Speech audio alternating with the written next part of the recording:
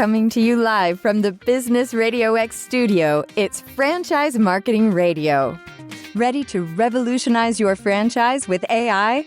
Franchise Now empowers franchises with advanced AI solutions, automatic processes, and enhanced marketing strategies. From personalized customer interactions to predictive analytics, we help you harness AI to drive growth and efficiency.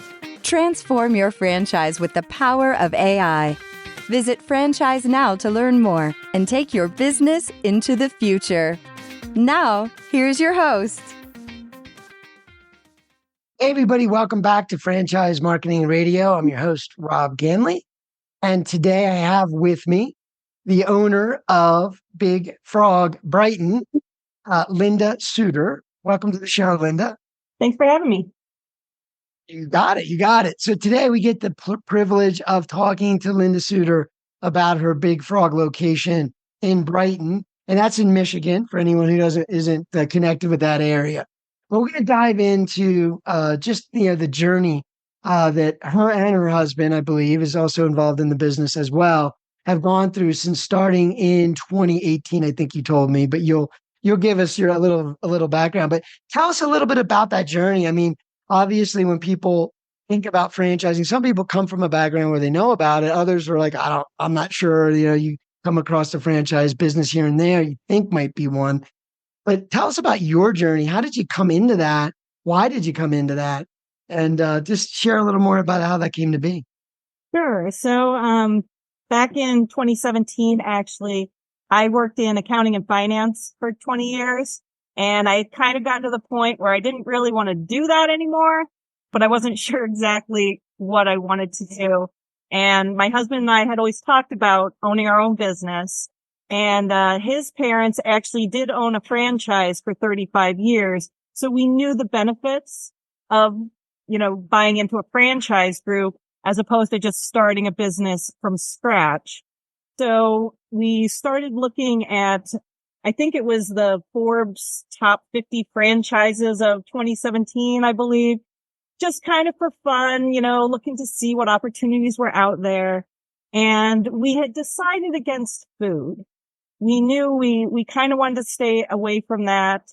We knew there was a lot of challenges around food that we didn't want to tackle. So we were looking for other opportunities. And, we came across this company called Big Frog Custom T-Shirts and More.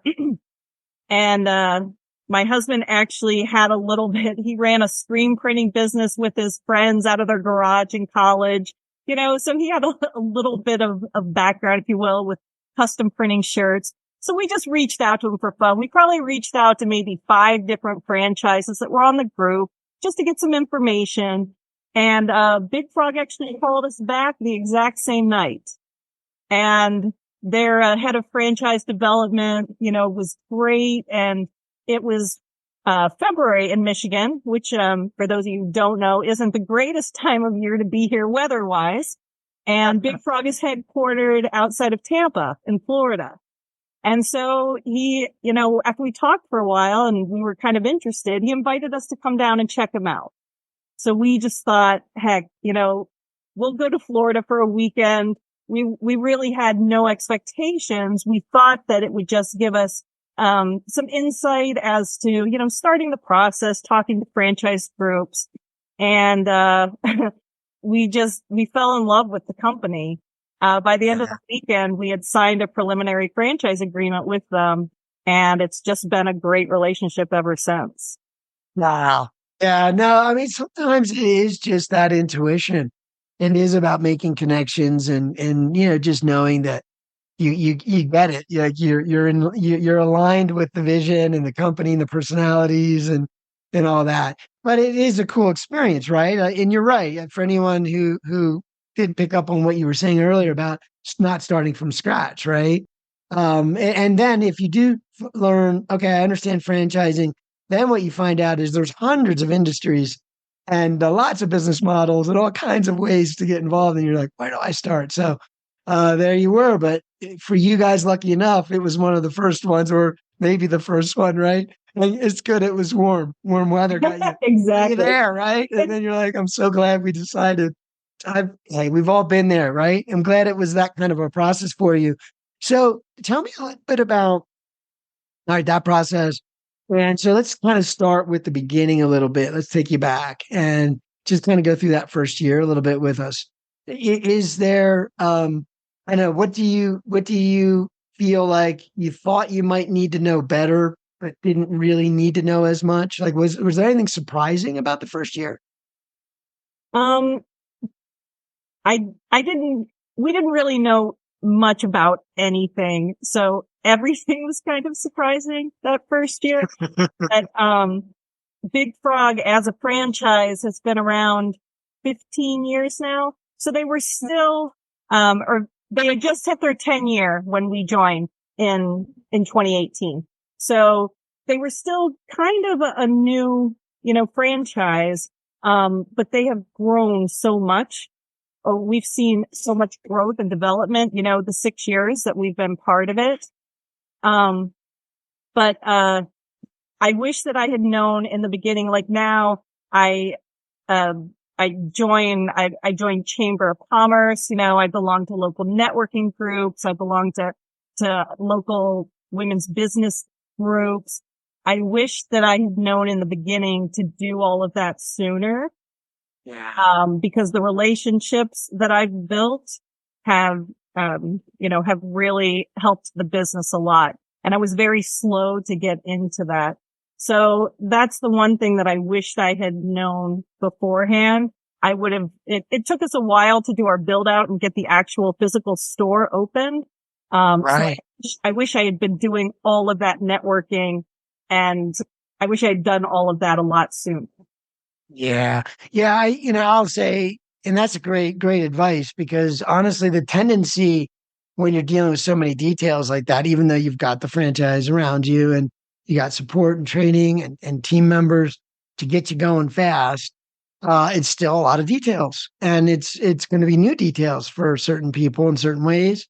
And so, you're kind of tackling all that, trying to get ready for launch, get everything, all that. Yeah. How do we run this machine? How do we hire this person?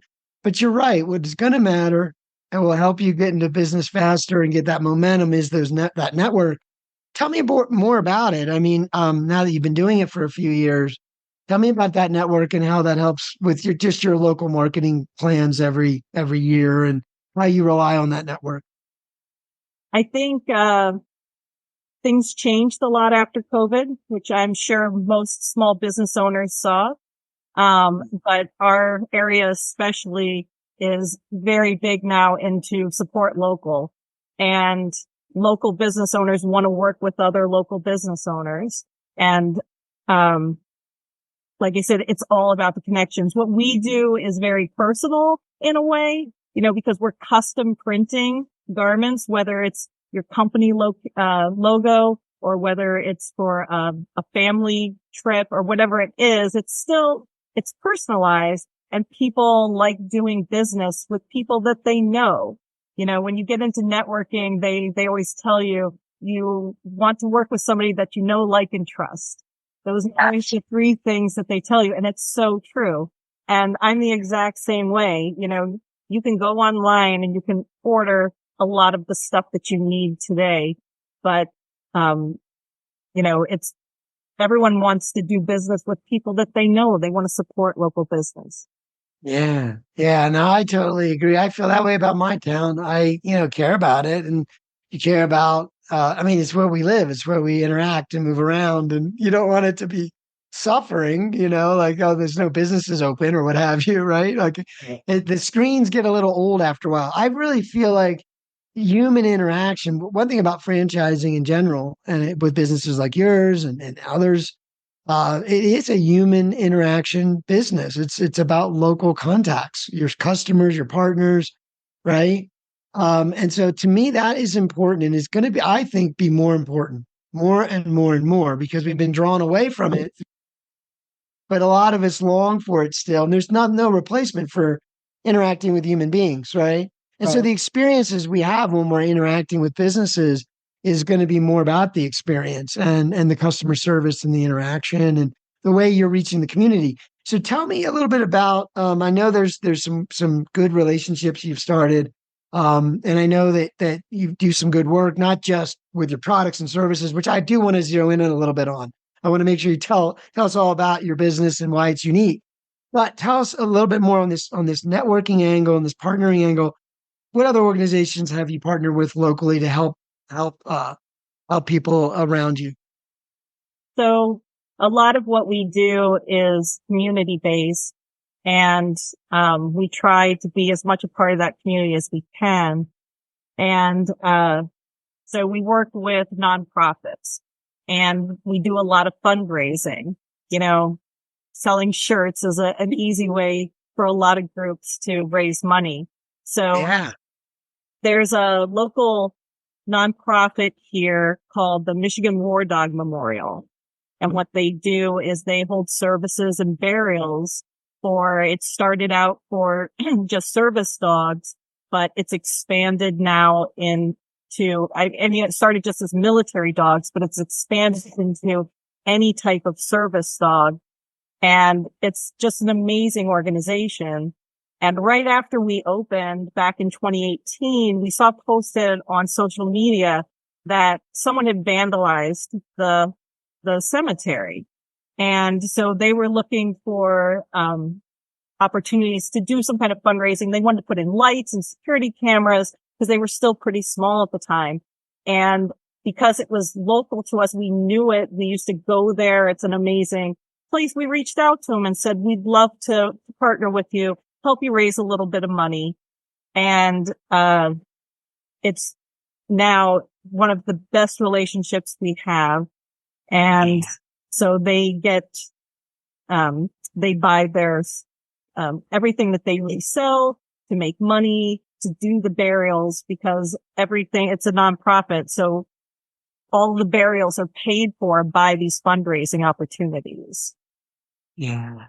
So I think you were about to talk to me a little bit. How do your products come into play? Have you been able to do some interesting creative things with apparel and related to this, or is it purely just supporting them financially? How do you interact with them that way? So they have amazing designs. We do help them sometimes come up with designs, but they have such creative people. Then they'll come to us with designs. But we actually have an online store that we set up for them and offer all types of apparel, not just t-shirts, and hoodies and jackets and hats and with different logos on it. So they send the link out. People go on, order the apparel. We do all the fulfillment and get it to them. And then we donate back 50% of everything that we make on each sale back to the memorial. Oh, that's awesome. That's awesome. Yeah.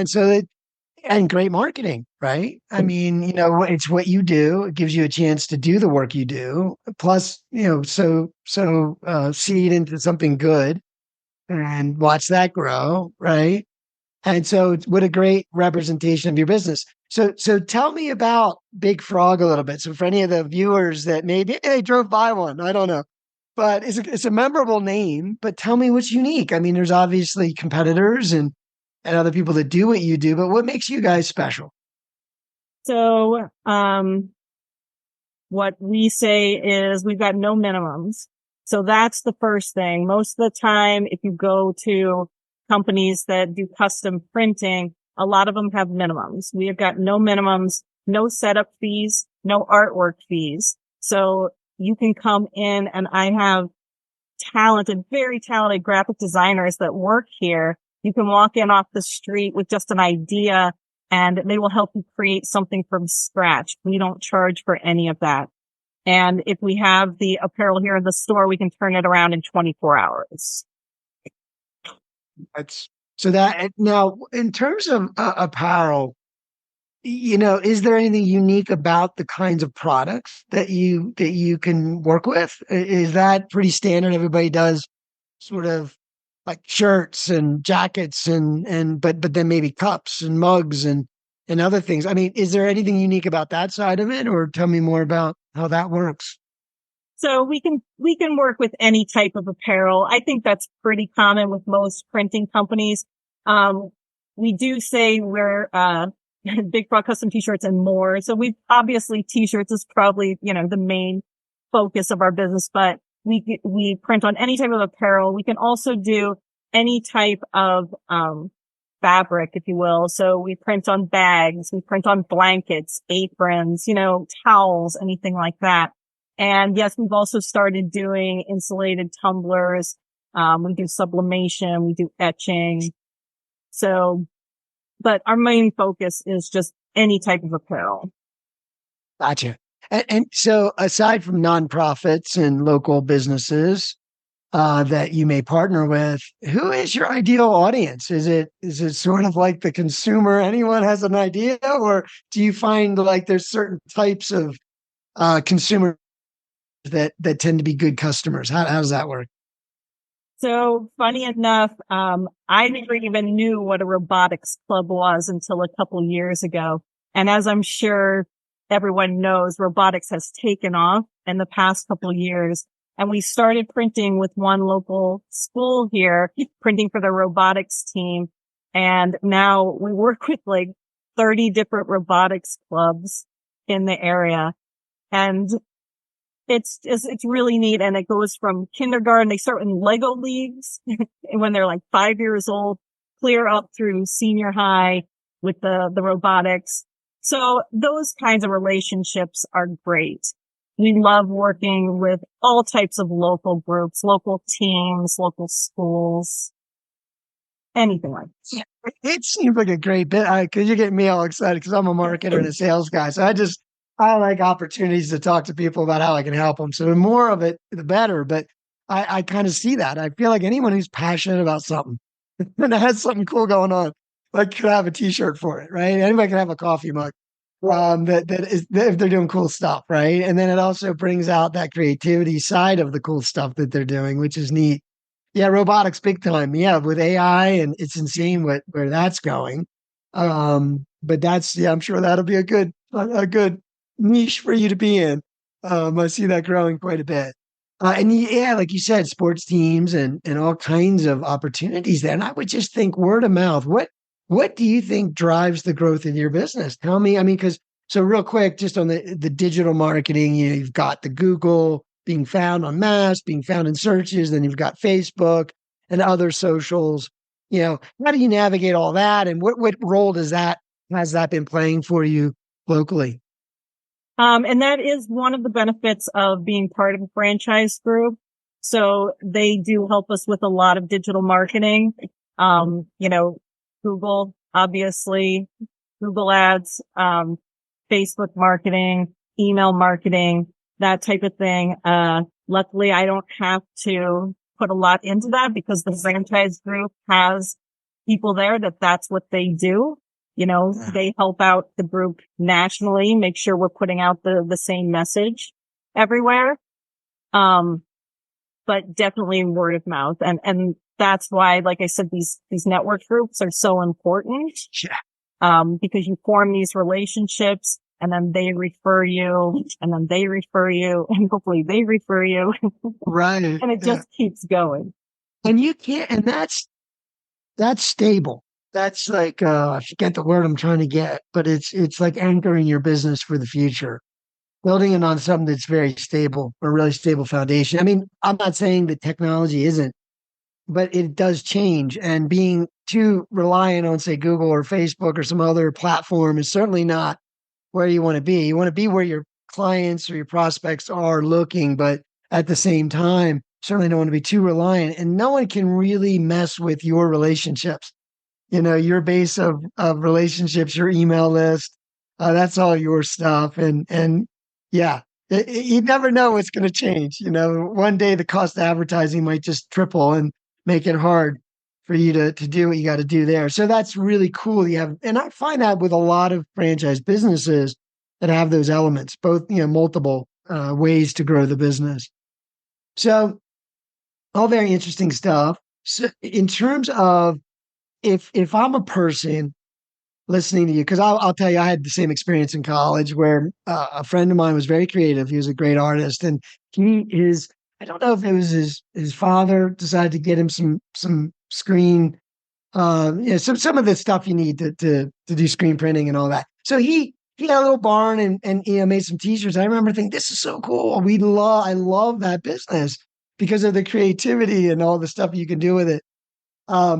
A lot of people that are listening right now might be thinking, well, how the heck can I get involved in such a thing? It sounds like fun, but I know nothing about it. I'm not even that creative.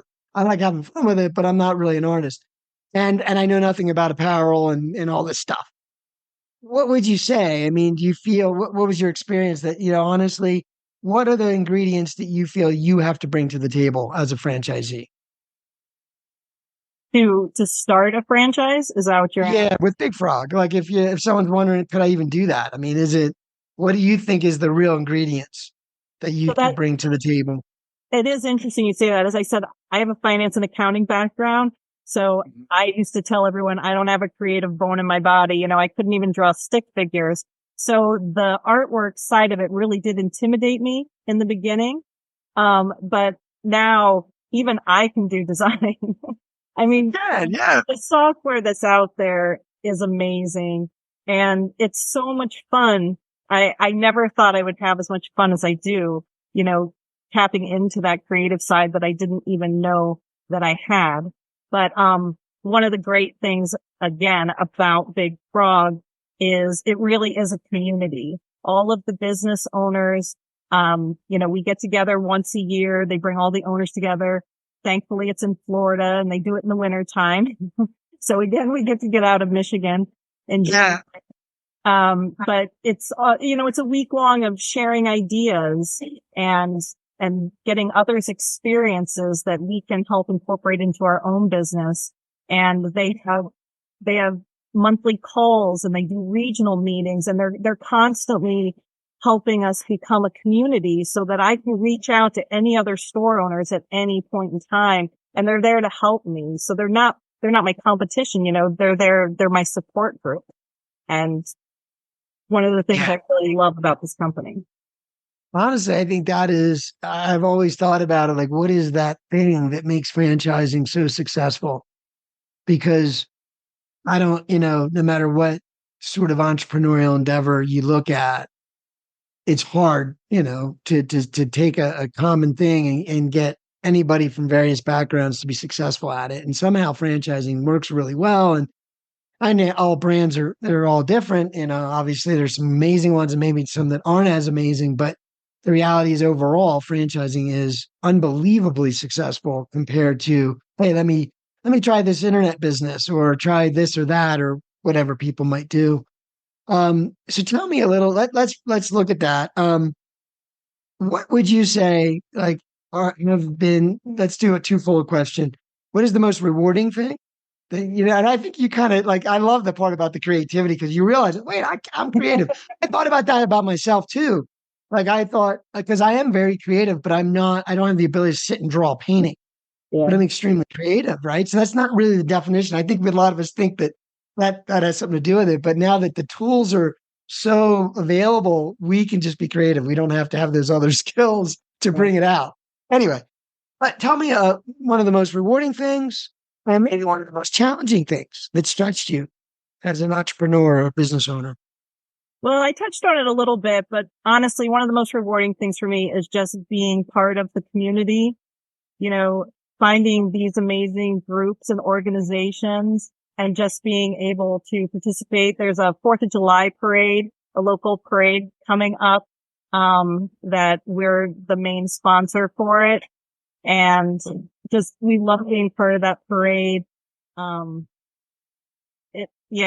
Just being part of this community.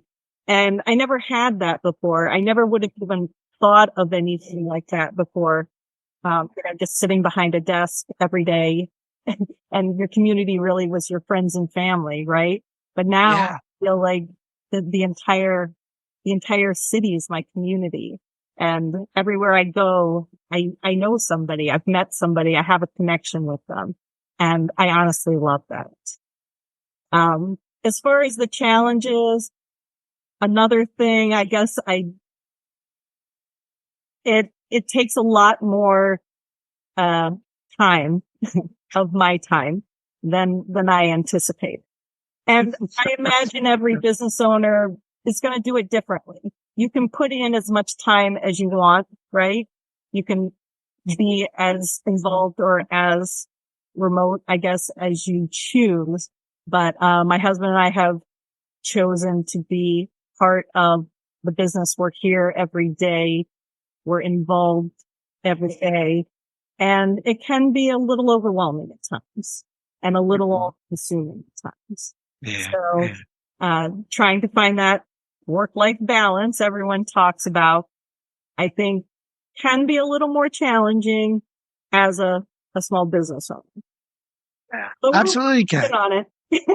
Yeah, no, I mean, it part of that is us, right? It's us, understanding ourselves and kind of putting those boundaries up, knowing what it's going to take. There's also seasons of it, right? So maybe early on, it's a lot more of that, and then later on, it's not as much of that. But you said some things you just can't get, and I don't think any of us care about hard work. I think hard work's what passes the time. It's what allows us to interact with each other and feel that feeling of making an impact. So, but you're right. Let's face it, being a business owner for anyone tuning in is not easy. And that's why franchising as a concept is powerful, because if it were so easy, you wouldn't need to worry about a franchise, which is taking so much time and effort to make it easier. But it's still, there are factors and situations, COVID, Yeah. where, and, and, Things you and what can't. a great example, right, of franchise networks pulling together. And Yep. I wouldn't want, you probably think the same, that you wouldn't want to be an independent business owner during another COVID. That's for sure. Right. Yeah. Yeah. So, but that's amazing. And no, I think that's very, very common. But what you had said about one of the blessings of the business is just knowing people. Like I don't like that kind of connection. I don't have that. Right? I'm very national. Or even international. I interact with a lot of. I love meeting you on the show, and it's fun to talk to you guys because you're really super smart and you're doing really cool stuff. But you're all doing it locally, which is cool. And I kind of don't have that. And I always hear for that, but that's really cool. And I have some friends that own businesses, and I feel the same way. They're very connected. They know a lot about the community, and it's cool. So, and they make a big impact. So good stuff. Well, listen, if someone told you they were interested in starting a business, and you've been through this journey now with your husband, so you have that angle too of being married, right? Of what that's like, and having, I guess, a family as well to balance, work-life balance, whatever that is. What advice or tips would you give someone if they're sort of at that journey where they're saying, I don't want to just go to a cube every day. I really want something else. Um, any ideas, any tips or advice you might give them? Well, it is interesting. You did talk about like me and my husband, both working here. I think it's important that you do have a support group, whether it is your spouse or your partner or just a family or a close group of friends or something. It's a little overwhelming in the beginning, and it's important to have a good support group. I couldn't have done this by myself, and I'm very thankful of all the people around me that do help me every day. But, I would do it again in a heartbeat. There you go. That's Yeah. what you like to hear, right? Yeah. I mean, there's been challenges for sure. There've been hard times, but the good times far outweigh the bad. And if you're willing to put in the work and put in the time and it's something you really want to do, I think it's well worth it. Totally rewarding. Yeah, totally. Yeah. So, like, in terms of, do you think having, just kind of a follow up to that, do you think having like a why? Did you guys have like I know you said, oh, we want to make a change and, we both want to start a business. Do you think that clarity of did that come into play for you where there were some rough times? You're like, we're doing this. We want to do this. This is what we're about. Like, did you have a why that kind of drove any of that? Or what does that look like, do you think? And how important is that? I don't know if we had a why. There was periods, especially during COVID and during the beginning when, it would have been really easy to just say, well, we gave it our best shot let's move on to something else.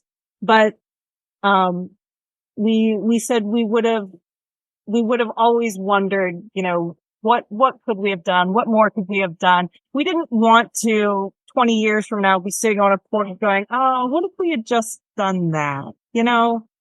So we just thought it was worth it to give it our all and just to see where it would go. I don't know if that answers your question. I'm sorry. I think that's a great why. No, that actually is a why. I mean, I think there was a survey done of, elderly folks, right? That I don't know what age, maybe over 80 or something. And they just surveyed them on like life and any regrets and things like that. And one of the top things was something to the effect of not pursuing something, not knowing, like really wanting to do something and just not doing it, and then regretting not following it through. Because we all know when we followed it all the way through. Like we know when we've left it all on the table. I think we do. I don't think it's too hard to. And I think that regrets, you know what I mean? The people listed was like not following through or not trying that thing that they were challenged with. So I think you did the right thing. That's my summary. Good. I hope so. Yeah, you're like, it's been 6 years. I think we're all right. Anyway, it better be, right? Yeah. Anyway, so it's been great talking to you. Thank you so much for being on the show today, Linda. Thank you for having me. Well, I hope to have you back. Yeah, let's talk again, and we'll check in with you as you grow and see how some of these relationships are going. The robotics is really interesting. That's a growing field. Yeah. Watching it grow has been really cool. Yeah, very cool stuff. Well, thanks again, and you have a great day. You too. Bye-bye.